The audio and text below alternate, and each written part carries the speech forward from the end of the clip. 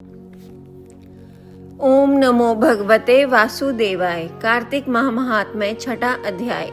जिसके सुनने से सब पाप नाश हो जाएं। कार्तिक महात्म्य का लिखूं छठा अध्याय।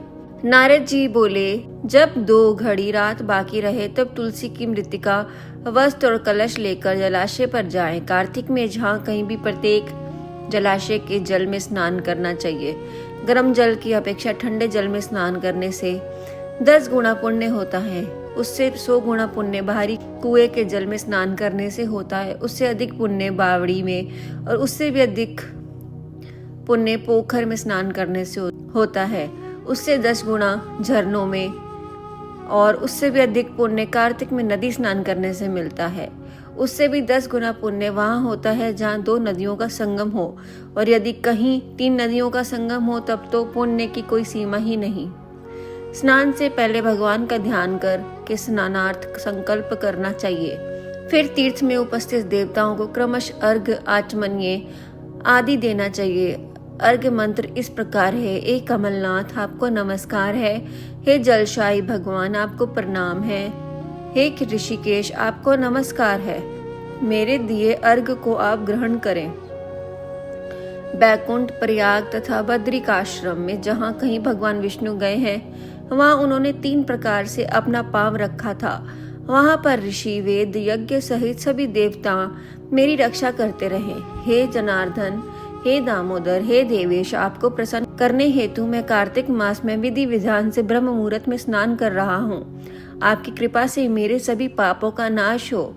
हे प्रभु, कार्तिक मास में व्रत तथा विधि पूर्वक स्नान करने वाला मैं अर्घ्य देता हूँ। आप राधिका सहित ग्रहण करें। हे कृष्ण, हे बलशाली, राक्षसों का संहार करने वाले, हे भगवान, हे पापों का नाश करने वाले, कार्तिक मास में प्रतिदिन दिए हुए मेरे इस अर्घ्य द्वारा कार्तिक स्नान का व्रत करने वाला फल मुझे प्राप्त हो।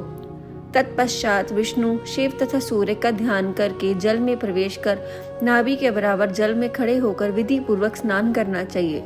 गृहस्थी को तिल और आंवले का चूर्ण लगाकर तथा विधवा स्त्री या यति को तुलसी की जड़ की मिट्टी लगाकर स्नान करना चाहिए। सप्तमी, अमावस्या, नवमी, त्रयोदशी, द्वितीया, दशमी आदि तिथियों को आंवला तथा तिल में स्नान करना वर्जित है। स्नान करते हुए निम्न शब्दों का उच्चारण करना चाहिए।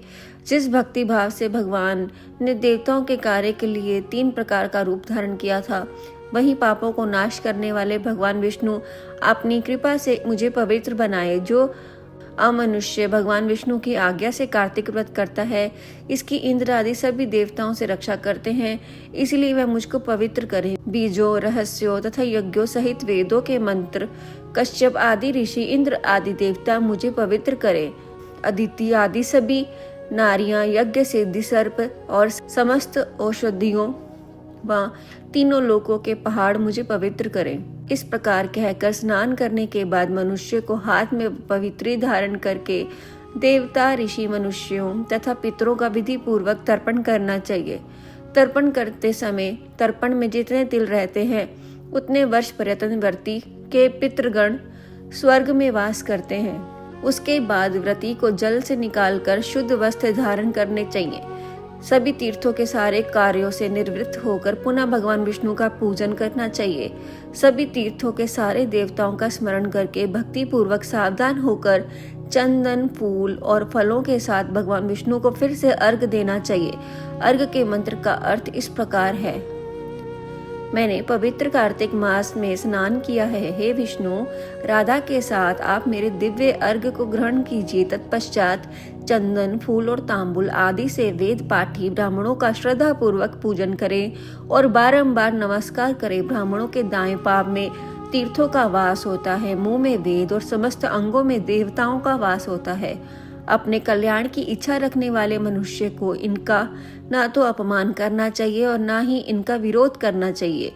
फिर एकाग्रित होकर भगवान विष्णु के प्रिय तुलसी की पूजा करनी चाहिए। उनकी परिक्रमा कर के उनको प्रणाम करें। हे देवी, हे तुलसी, देवताओं ने ही प्राचीन काल में तुम्हारा निर्माण किया है और ऋषियों ने तुम्हारी पूजा की है। हे विष्णु प्रिया तुलसी, आपको नमस्कार है, आप मेरे समस्त पापों को नष्ट करो।